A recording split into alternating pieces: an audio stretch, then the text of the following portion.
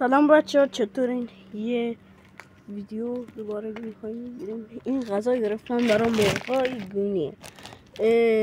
این ذرت دونه گندم و دونه پارس که بدیم برای مرغا. میخوایم توی این بریزیم. مرغا هم نشینتون بدم چون هوا خیلی گرمه. منم به بدبختی رفتم گرفتمشون و مردم. ماشین کرایه گرفتم.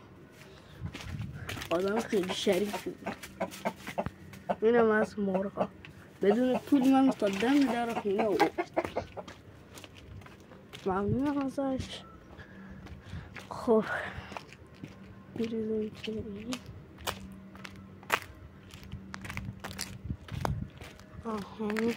اینجایی که مرغ ساختم.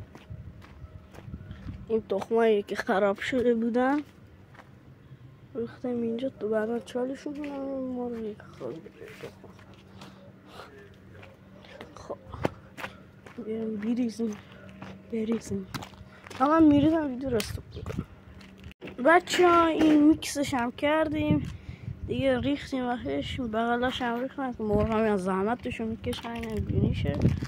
خب حالا براتون سوال میشه که من از اینا رو چقدر گرفتم؟ 100 تومن دونه پارس، 100 تومن گندم، 100 تومن هم ذرت گرفتم. حالا مرغا کیف میخورن.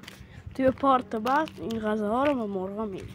خدایا رو نگهدارتون باشه. زنده از خبر برسه درست.